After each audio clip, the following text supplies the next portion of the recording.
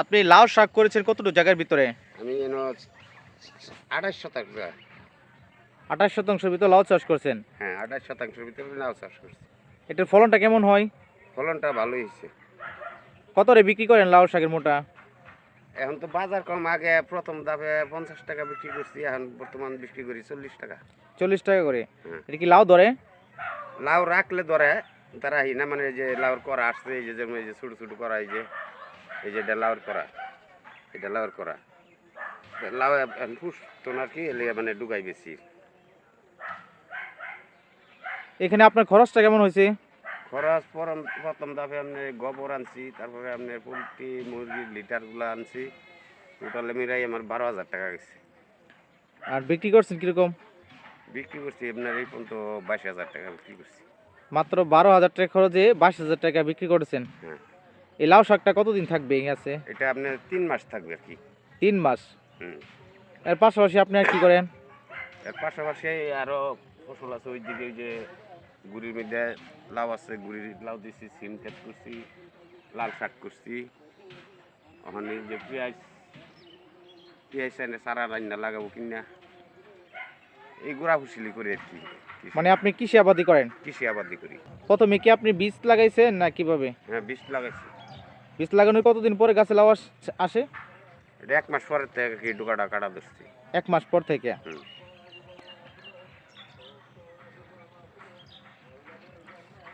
এটা কি জাতের, কি জাত এটা? এটা আসলে তো জাত তো লেখা থাকে না, ওই আমরা দোকানদার গেলে দোকানে একটা কোম্পানির বীজ আছে, ওই বীজগুলা মানে শাক লাগানোর জন্য এগুলা কেজি রাখে ৮০০ টাকা কেজি আর কি। ওইগুলা কিনে না পরে আমরা লাগাই। আর যেগুলো আপনার লাউ গুড়ির দেই, হুম। ওইটা আরেক কোম্পানি, ওইটাই আরেকটা জাত। এটা আপনি বীজ লাগাইছেন? হ্যাঁ, এটা বীজ লাগাইছি। কয় কেজি বীজ লাগাইছেন এখানে? এখানে আমি ৮ কাঠা জমি লাগাইছিলাম, পরে আপনার ৮ কাঠাতে এখন বর্তমান ২৮% জায়গা টিকছে, বাকি ওই যে বৃষ্টির সময় পানি বীজটা পয়সা গেছিল, পয়সা যাওয়ার পরে আর লাগাই নাই। এইটুকি টানা ছিল, এইটুকু টিকছে, এইটুকুই লাগাইছি। ১ কেজি বীজ আনছিলাম। আপনি কৃষি কাজ করেন কত বছর যাবত? আমার জন্মটা পরের থেকে আমি কৃষিকাজে যুক্ত। মানে আপনি ছোট থেকেই কৃষি কাজ করেন? শুরুর থেকে। এই যে লাউ শাক যে করছেন, এ যাবত পর্যন্ত আপনার কি লস হয়েছে? না, লাউ শাকে আমার লস হয়েছে না, শাকে আগেও করছি, কারণ লাউ বয় দেখেই মানে একটু করি লাউ শাকটা। লাভ হয়? হুম। এটাই আমি একটু ২টা টাকা পাই।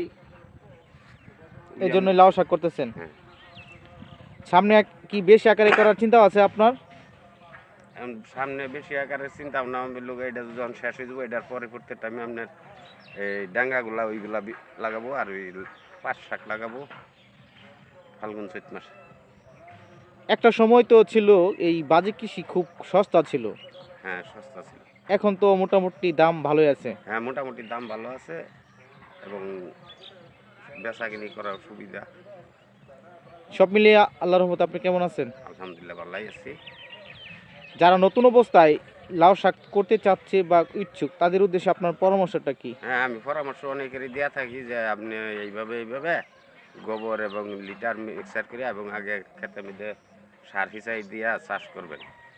চাষ করার পরে আপনি বীজ লাগাবেন। আমি বীজ লাগানোর পরে এই যে আগে সার দিছি, কিন্তু আর সার দিই নাই। প্রথম ধাপে যা সার দিছি। প্রথমে যা খরচ হয়েছে এরপরে খরচ নেই? না, এরপর আমি কোনো খরচ করি নাই বা দিইও নাই।